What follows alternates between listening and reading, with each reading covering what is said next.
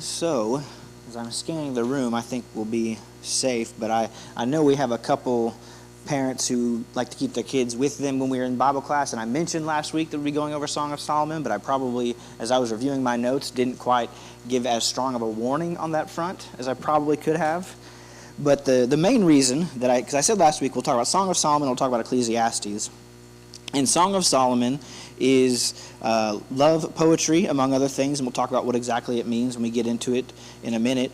But we'll talk about it sort of in broad strokes. I don't want to dive too much into the details of it for reasons that will be, I think, obvious when we get into it. It is the Bible. We will talk about it. We will study it. But I think there's better settings than others when it comes to certain things like that. So we'll talk about it for a little bit, and then we'll talk about Ecclesiastes, which we'll dive a little bit more. And then, after that, we'll spend at least 1 week, but probably 2, like we did with Psalms, on Job. And that will have covered the breadth of our wisdom literature once we cover Job. And so I suspect, unless I'm getting my dates wrong or my outline incorrect, once we're done with Job, we will move on to the New Testament. So we're halfway through, which is kind of exciting. I don't know if it's felt long or short to you. Don't tell me. But it felt like it's gone quickly. The year's gone quickly one way or the other to me, I'll tell you that much. So, all right. So, let's find my clicker here. Song of Songs, or Song of Solomon. You may have noticed, depending on your translation or version in English, it's got one of 2 names. That's because, you know what the very first line of the text is, chapter 1, verse 1, the Song of Songs, which are Solomon's. So it's pretty simple. There's nothing really too crazy there. Some people just call it Song of Solomon. Some people call it Song of Songs. Calling it the Song of Solomon, Song of Songs, which are Solomon's, was probably too wordy of a title. Some people chose one, some people chose the other. I do want to mention that the title, if you've ever heard the expression Holy of Holies, it's kind of similar in that regard, that when we say the Holy of Holies, we mean like the most holy place, the innermost holy, the most sanctified place, right? It's the Holy of Holies is the place that is within the tabernacle, within the temple, within even the holy part of the temple, and it's the innermost holiest place. Well, that kind of language we see really all over Hebrew, but you and I probably really only heard it in that context. Well, it's the same thing that's going on here. When he says the Song of Songs, he's talking about like the song of all songs, the greatest song ever, almost, we could say. And so Solomon calls this the song to end all songs, the song of all songs. And as we'll see when we get into the text, he is just proclaiming that the song about his beloved is a song that is beautiful than any other song he could ever write. So, usually when we study books, I ask if you've heard lessons on it. We'll go ahead and try that. Has anyone heard a lesson from Song of Solomon, Song of Songs? Just out of curiosity. Yeah, okay. What was it? Do you remember what it was about, just generally, or?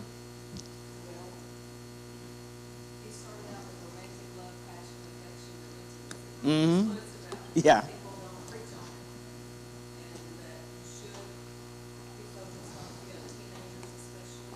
Mm-hmm.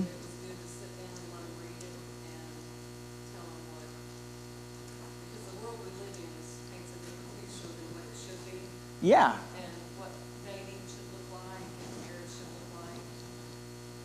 And he did say something about people that have been married for a long time should actually read it as well.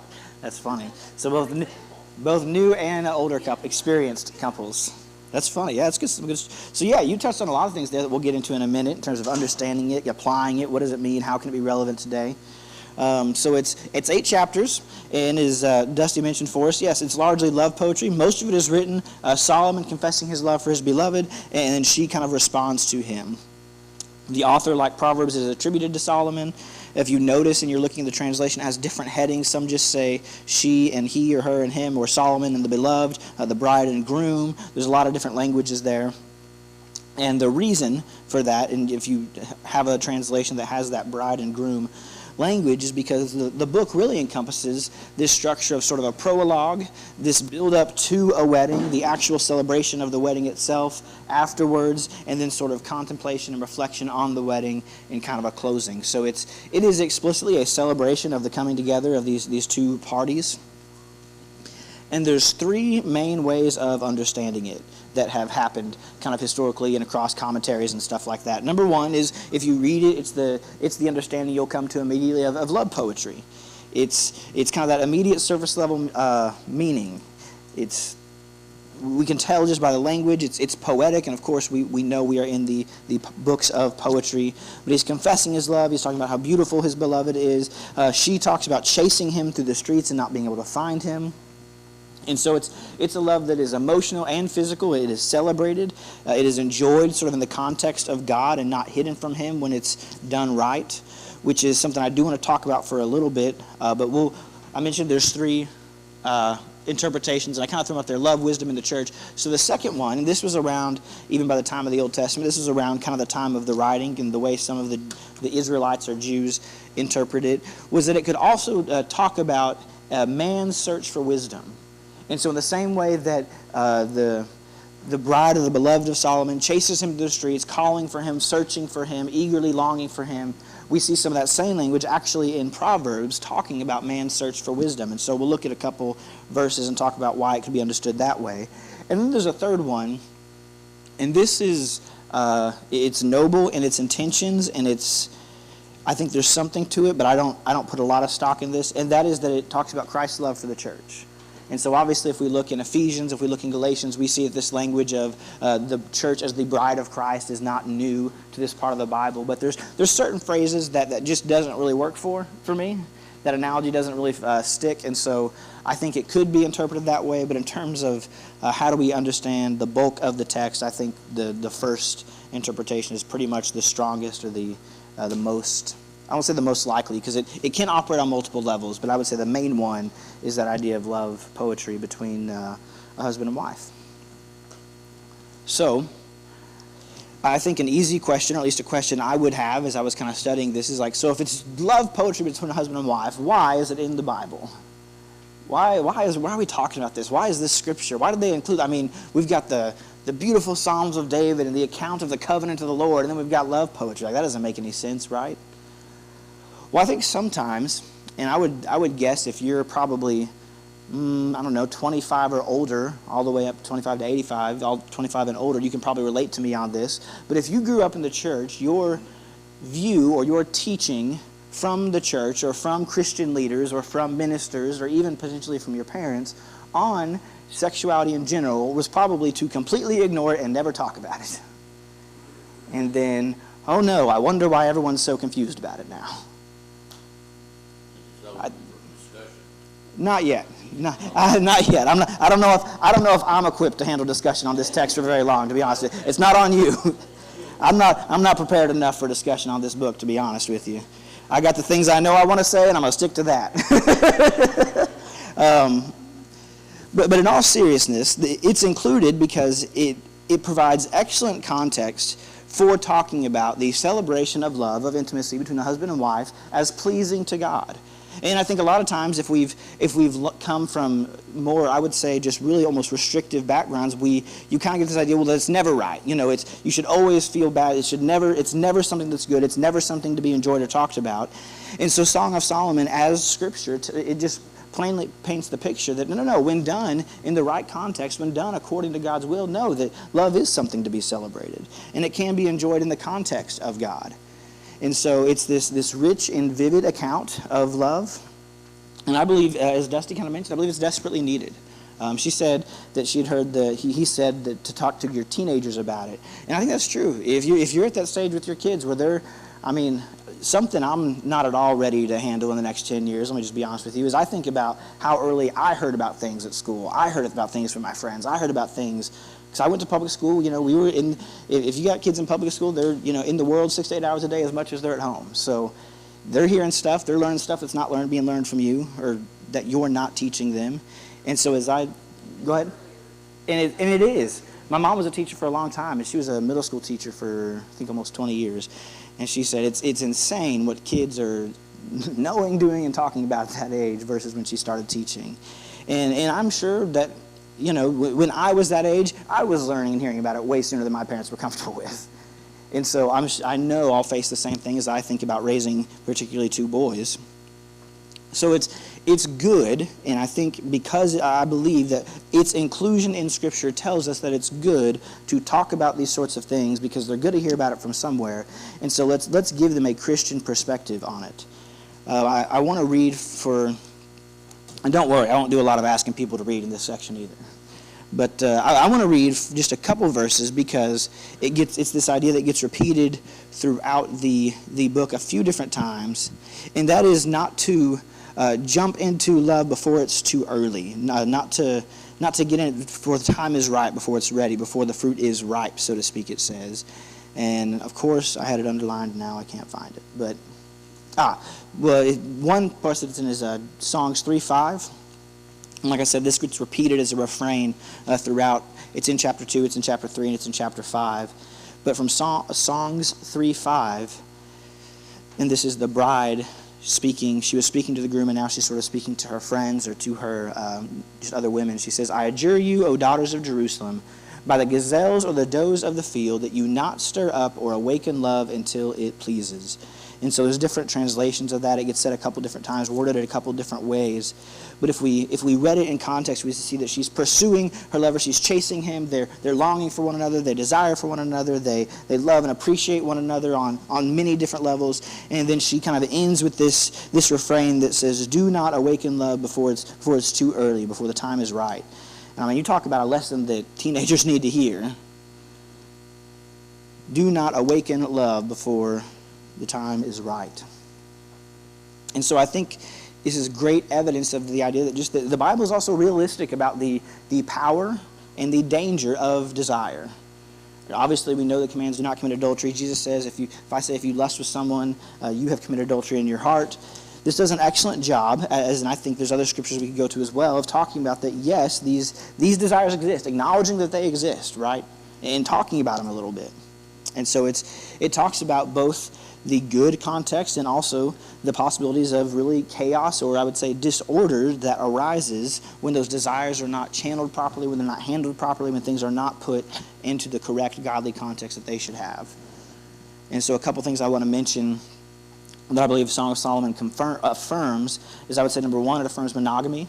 The whole time it's Solomon and his bride, the bride and Solomon, they're talking to one another. Every now and then they sort of speak aside to a chorus of friends, but the relationship is between Solomon and his bride, Solomon who is a male and his bride who is a female. And so it affirms monogamy. It also affirms a public union. This might be getting into tricky waters, but I know from people my own age in today's day and age, you see a lot of almost, I wouldn't even say common law marriage, but people living together. We say cohabitating, because we don't want to say living together. Or we'll say living together in sin, and that's a more complicated issue. But no, their union is very public. They declare their love to each other in front of all their friends, in front of the church, in front of everybody. They declare it publicly so that everyone knows what is going on between these two individuals. And then another one, and I probably should have led with this now that I'm looking at my notes, very important, it affirms the voice of the woman in the relationship. I don't even want to get into the history of what marriages look like between really the time this was written and now. But that has not always been true, just to be quite honest. And so I believe it confirms consent. It confirms the desire for both parties. And so, the book itself, Song of Solomon, begins with a very strong statement from the bride, confessing her love for her husband, her desire for her husband. And so we see that it is not one-sided, it is not imbalanced, but that a relationship, a healthy relationship before God is one where both people long for one another. They both love one another. And so I want to read another verse, and I will have somebody read this. Someone read for us Genesis 1, verse 28. And I'll have somebody else read from Genesis 9 in a moment. Someone read for us Genesis 1, verse 28. Then God blessed them, and God said to them, be fruitful and multiply, fill the earth and subdue it, have dominion over the fish of the sea, over the birds of the air, and over every living thing that moves on the earth. So we could talk about subduing, we could talk about dominion, we could talk about man's responsibility in stewarding creation. But I want to just talk about that first phrase because I want to acknowledge that from creation, God said yes. When done in accordance with really my will or my plan, I would say, when done in according to the plan of God, this is a good thing. It was instituted, we could say, or it was noted from creation that is what God wants us to do. But He wants us to do it in a like everything else in life. He wants us to do it in a right manner. So that is, I think there's a lot of great lessons in reading this for what it is, reading it as that love poetry and understanding how that can apply to our lives as Christians. I think it can be very powerful, actually, if you're willing to kind of sit down and have those complicated, those maybe hard, maybe those uncomfortable conversations. Because like I said, it's something my parents told me when I was younger, and I didn't really comprehend it, but that you better start having the conversation with your kids, because I guarantee you somebody else is, right? And so why not teach them yes, the Bible talks about this. Yes, the Bible addresses this, what a relationship looks like, and it can be good in the sight of God. So I mentioned there's two other interpretations, and we'll probably go about 5-10 more minutes here before we jump into Ecclesiastes. There's two other interpretations. One is the pursuit of wisdom. And I say that because the idea of a passionate, desiring sort of physical love and the intellectual or mental emotional desire for wisdom are really talked about with a lot of the same language in the Bible, even though we might not notice it. Flip over to 1 Kings chapter 2. 1 Kings chapter 10. We said that Song of Solomon was written by Solomon, attributed to Solomon.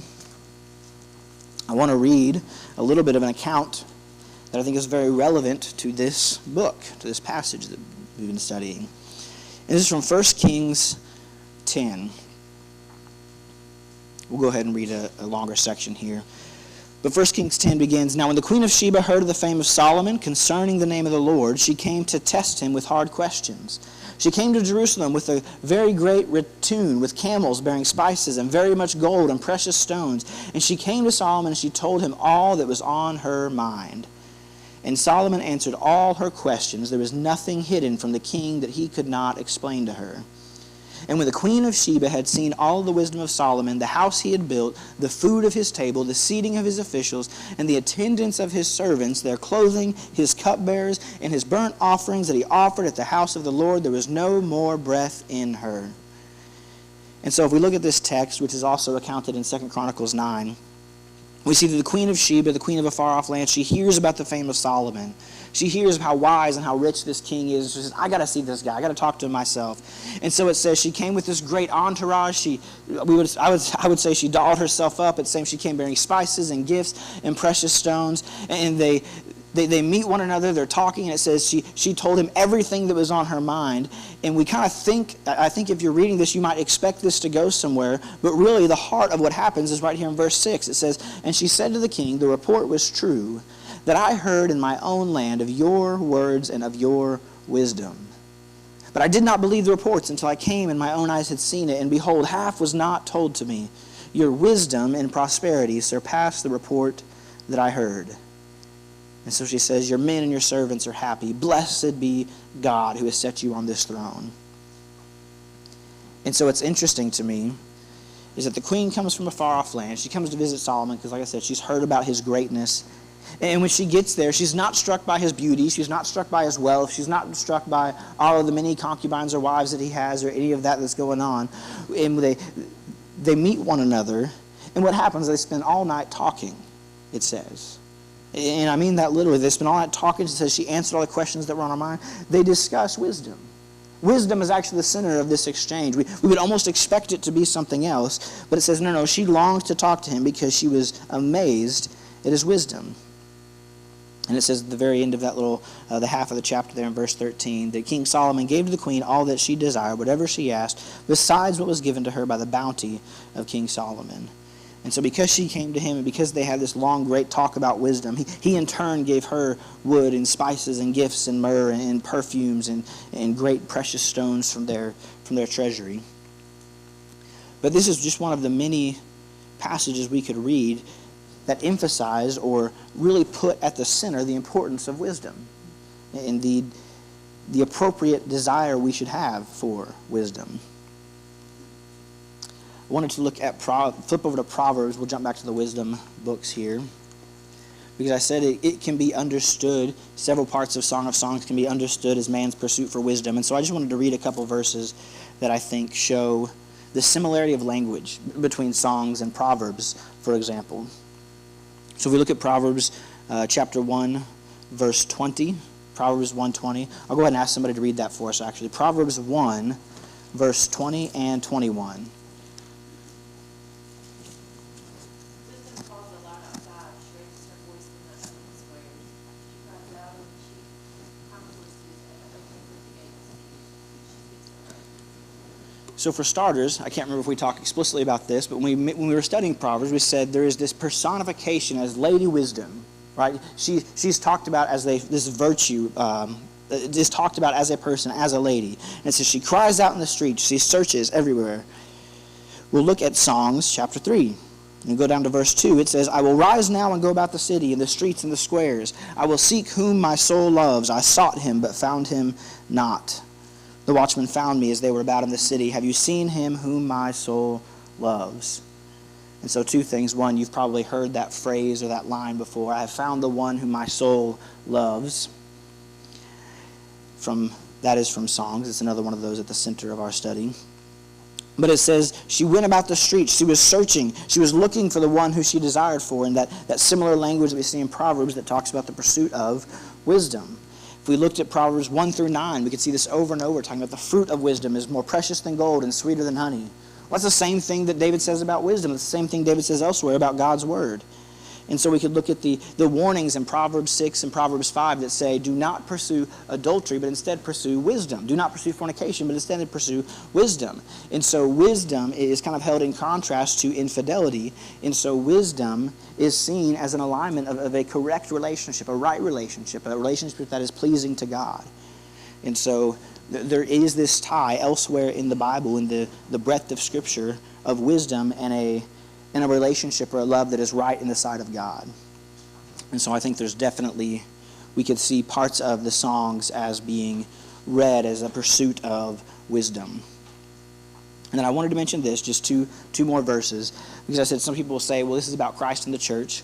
The reason I don't jump fully into that is because I think a lot of times people say that because they don't want to have the conversation about what it actually means, right? But there is some of this that fits that interpretation. So I wanted to read a couple verses. Someone read for us Ephesians 5:25, and I'm going to jump to a passage in Revelation. But someone read for us Ephesians 5:25. Husbands, love your wives, just as Christ also loved the church and gave himself for her. And could you jump down to verse 31 and read 31 and 32 as well, please? For this reason, a man shall leave his father and mother and be joined to his wife, and the two shall become one flesh. This is a great mystery, but I speak concerning Christ and the church. Okay, that works. I thought there was more, but that works. So he even quotes Genesis. He said the two shall become one flesh, and he talks about even from the beginning when the two become one flesh, the same thing shall be with Christ and the church. And so there's this language that Paul cites all the way back to Genesis that says the church is like the bride of Christ. The church is like the one destined to be with Christ. And then of course from Revelation verse 2. And I saw the holy city, the new Jerusalem, coming down out of heaven from God, prepared as a bride adorned for her husband. And I heard a loud voice from the throne saying, behold, the dwelling place of God is with man. He will dwell with them, and they will be his people. And that's from Revelation 2, verses 2 and 3. So this idea of Christ, and Christ as the groom and the church as the bride, as the two being tied together, as them being one, we see all throughout Scripture. And so we could read some of these songs in light of that as well. So I think for the sake of time, I really did want to come back and talk maybe just a little bit about it if there was questions. But like I said, that might open a Pandora's box I'm not equipped to handle this morning. So we'll jump on into Ecclesiastes. We'll jump on over to Ecclesiastes. I'll say this. If you have questions about Song of Solomon, write them down. Put them in the little box. As always, I try to encourage people, if you have feedback, put it in the box. I do try and read it and check it and respond to questions that are in there. If you have questions, write them down and we'll try to address them at some point. But we're going to jump into Ecclesiastes.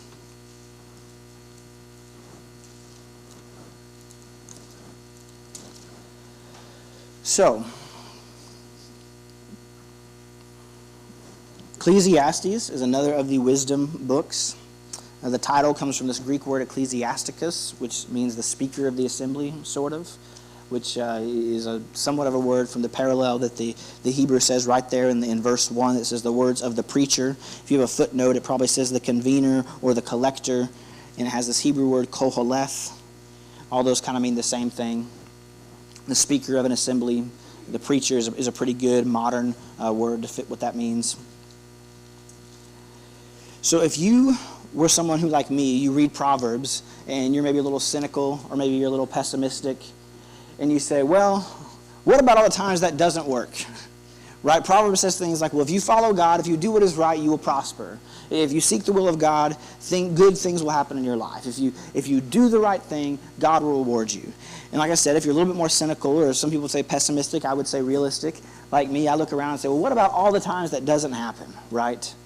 What about that time I was honest with the police and they gave me a ticket anyway? What about that time I refused to lie and I got fired from my job as a result? What about that person who does all the things right and continually deception and evil find them and still attack them? Well, then you would love Ecclesiastes.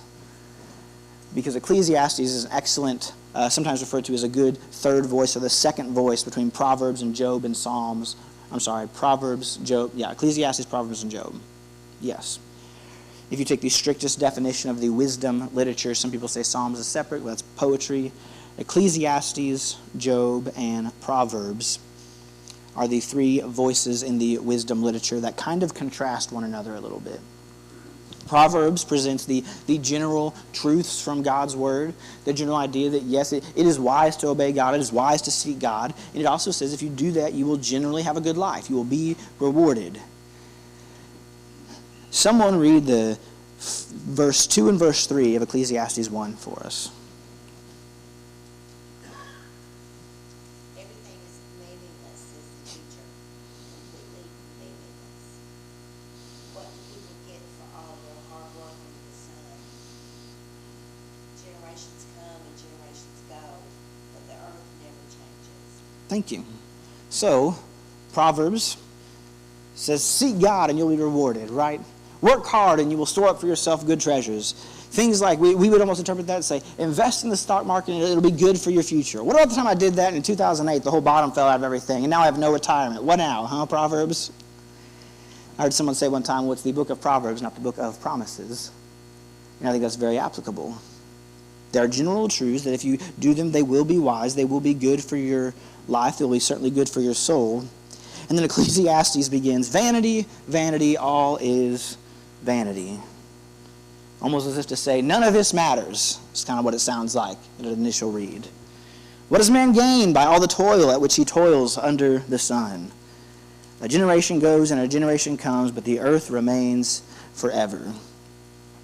You ever talk to somebody who's just going through it, and you're asking how they're doing? And like, well, I know a couple weeks ago we were talking, things weren't really well. How are things? And the response is, well, what does it matter anyway? I feel like that's where the author of Ecclesiastes is when they sit down to write. They say, it doesn't matter. It seems to be the impression when the book begins. I want to talk for a little bit about this word that is translated sometimes meaninglessness, sometimes vanity. Does anybody have anything else besides vanity or meaninglessness? Fleeting. Okay. That's good. That's a good one. I'll talk about why that was a good one in a second. So it's this Hebrew word that means vapor or breath or smoke. There's a different word that means breath in the terms of the spirit and the breath of life and the breath of God. It's not that, but it means kind of smoke or vapor. And if you think about that imagery, and I talk about it because I think in Ecclesiastes, we could look at the first few verses that they really set the tone of the theme for the whole book, and all of it is centered around this analogy or this image of life as a vapor, life as this Hebrew word, hevel. And so it can mean something that is insubstantial, something that is futile, or something that is empty. But the idea of vapor or smoke is that when you look at vapor or smoke, it doesn't look empty, right? When you see smoke coming up from something, the smoke looks like it would be there, but you reach out to grab it and it's nothing. It's a vapor, it's a mist. I want to read a couple other verses that I think will help us understand what the author of Ecclesiastes means when he talks about this. And number one is from Psalm 39:5. If someone could read Psalm 39:5.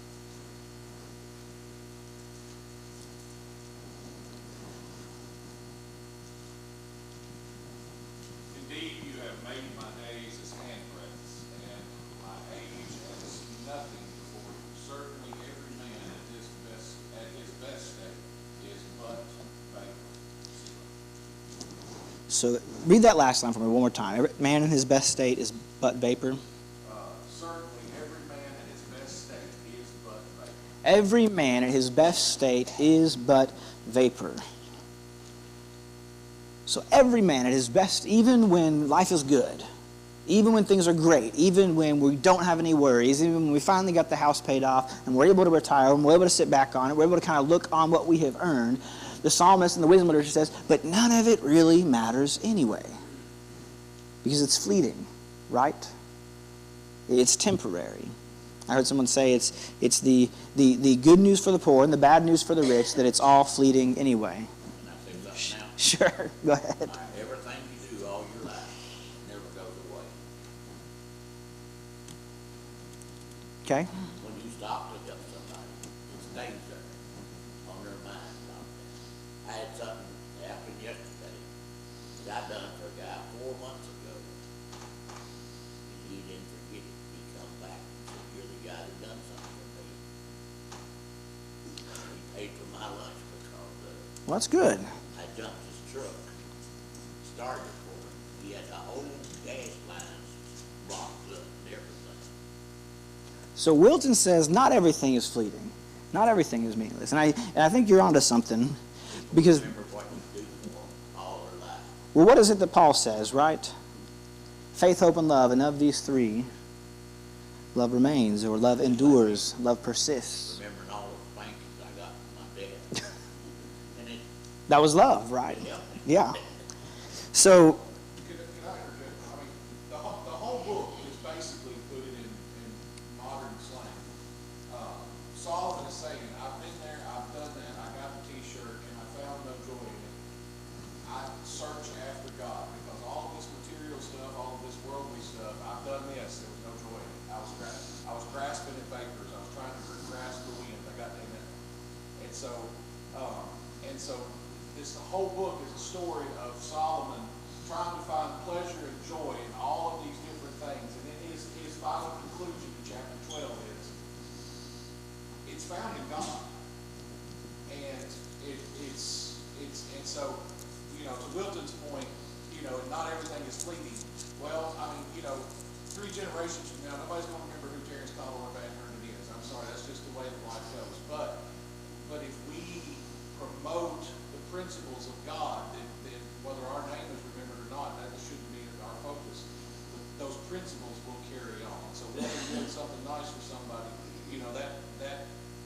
that example may carry on. And then in the end, basically, chapter 12, remember that Creator in the days of thy youth, follow God while you got time.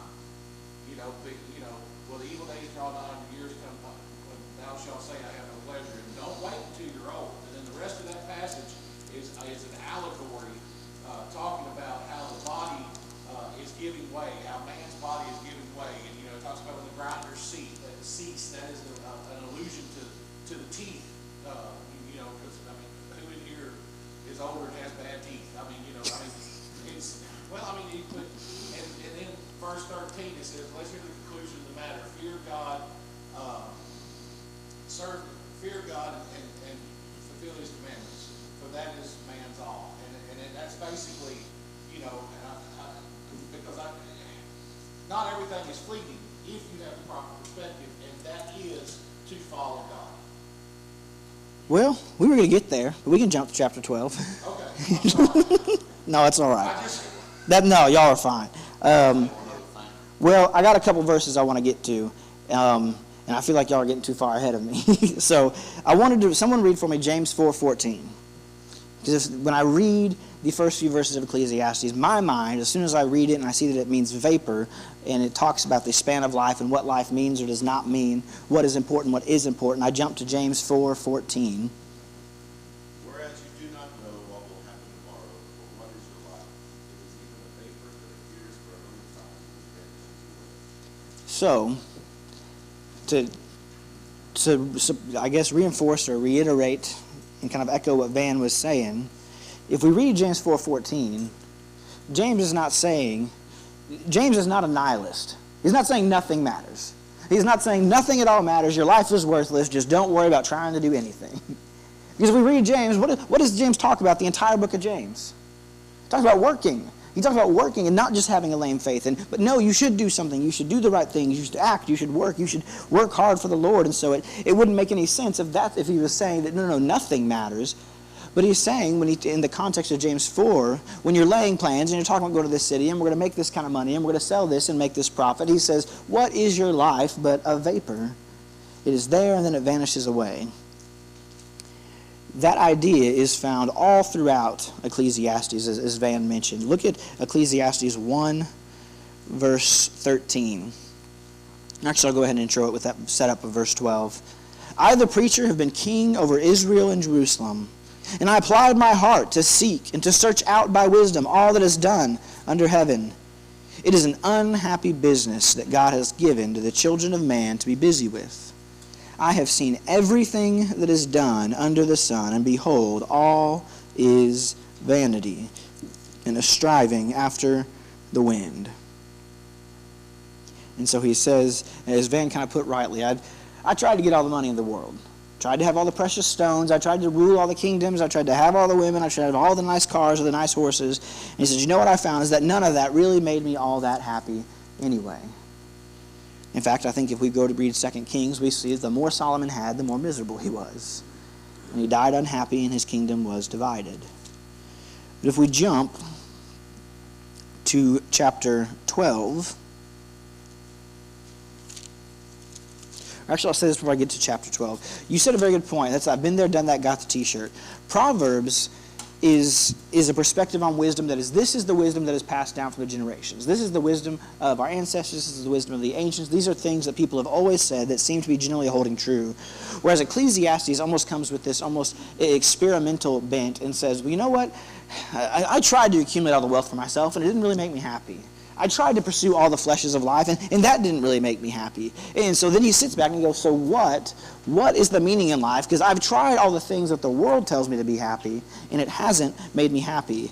And so he actually comes to the same conclusion that the Proverbs author does, just in very different routes.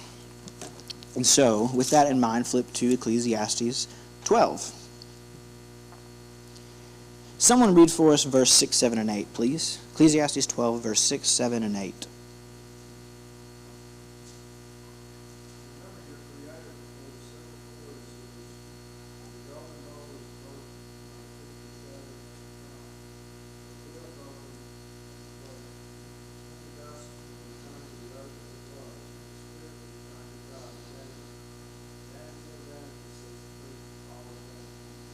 So, as I mentioned, this is kind of a refrain or an image that gets repeated all throughout the book.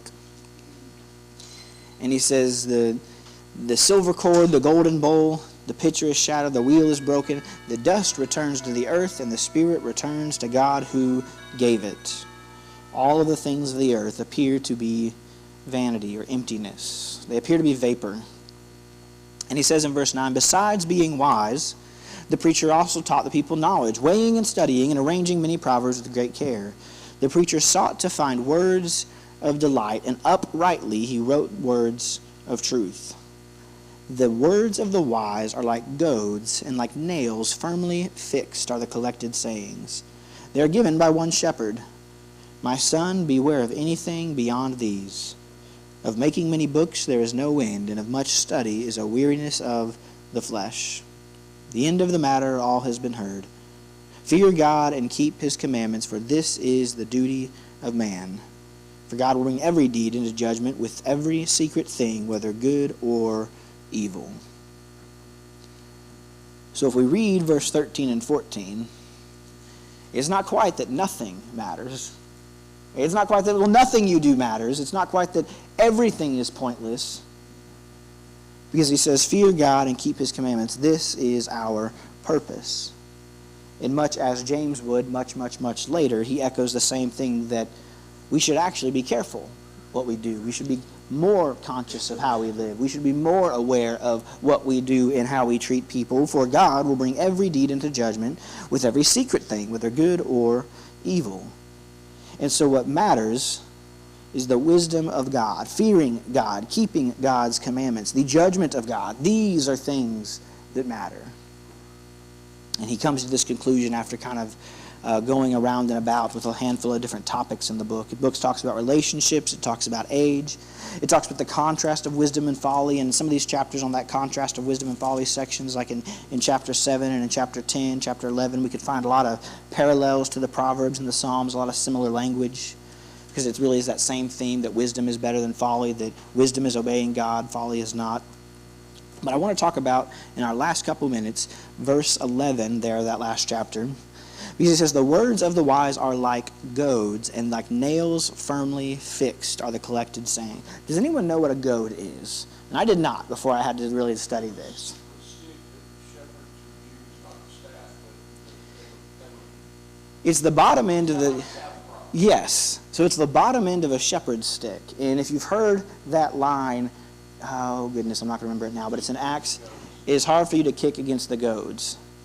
And he's talking about how Paul was fighting kind of the will of God, or the coercion of God in his life. And so a shepherd, they had the crook, which they would sort of drag the lambs around with by their neck, or drag somebody off stage if you're watching a vaudeville cartoon. And they would use the bottom of the staff, to, like he said, kind of as a cattle prod, to kind of poke them, to kind of kick them along, to kind of push them in the direction they needed to go.